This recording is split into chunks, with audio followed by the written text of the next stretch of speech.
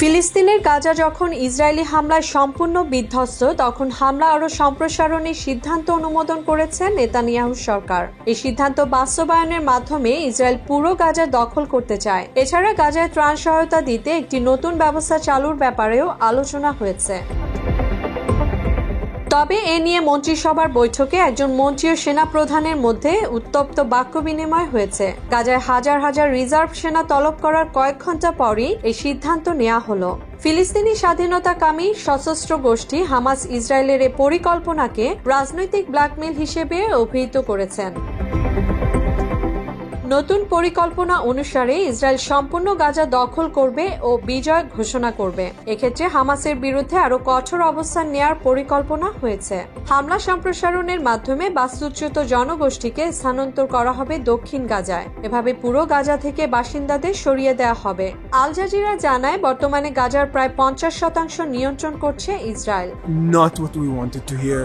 We have seen that hostages die during warfare. এদিকে Reuters জানায়, এর মধ্যে গাজায় হামলা অব্যাহত রয়েছে। গত 24 ঘন্টায় আরও 28 ফিলিস্তিনিকে হত্যা করা হয়েছে। গত 18 মাস অন্তত 52,567 ফিলিস্তিনি নিহত ও 1,18,610 জন আহত হয়েছেন। Siwar is facing severe critical situation. Israeli কর্মকর্তারা জানিয়েছেন, চলতি মাসের মাঝামাঝি মধ্যপ্রাচ্য সফর করবেন মার্কিন প্রেসিডেন্ট ডোনাল্ড ট্রাম্প। এ সফরের আগেই গাজায় হামলা সম্প্রসারণ করা হবে। מיטוט והכנעת שלטון חמאס. אלו שתי מטרות השלובות זו בזו. এদিকে রোববার ইসরায়েলের প্রধানমন্ত্রী নেতানিয়াহুর সামনেই তর্কে জড়ান জাতীয় নিরাপত্তা মন্ত্রী ইতামার বেন গভির ও প্রতিরক্ষা বাহিনীর প্রধান লেফটেন্যান্ট জেনারেল ইয়াল জামির। তাদের মধ্যে উত্তপ্ত বাক্য বিনিময় হয়েছে। মন্ত্রিসভার বৈঠকে সভাপতিত্ব করছিলেন নেতানিয়াহু। বেন গভির যখন বলেন, গাজায় ত্রাণ সহায়তা প্রবেশের কোনো দরকার নেই এবং হামাসের খাদ্য ভাণ্ডারে বোমা হামলা করা উচিত, একথা শুনে ক্ষেপে যান সেনাপ্রধান ইয়াল জামির। তিনি বলেন, আপনি আমাদের সবাইকে বিপদে ফেলতে চাইছেন। এ সময় নেতানিয়াহু দুজনকে থামিয়ে দেন। ইয়াল জামির যুক্তি দেন, আন্তর্জাতিক আইন অনুসারে গাজায় ত্রাণ সহায়তা দিতে ইসরায়েল বাধ্য।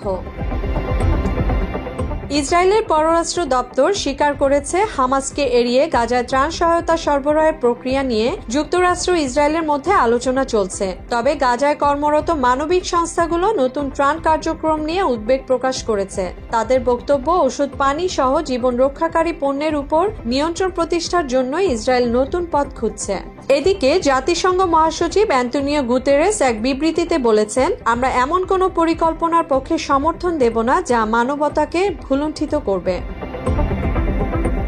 গাজায় নতুন করে অভিযানের জন্য হাজার হাজার সেনা তলবের সিদ্ধান্তের বিরোধিতা করেছে ইসরায়েলি জনগণ। Thousands and thousands of people will gather in Jerusalem to try to find a way to end this madness. এদিকে যুদ্ধবিধ্বস্ত গাজার শিশুদের জন্য একটি উপহার রেখে গেছেন প্রয়াত পোপ ফ্রান্সিস। সেই উপহার এরই মধ্যে ফিলিস্তিনে পৌঁছে গেছে।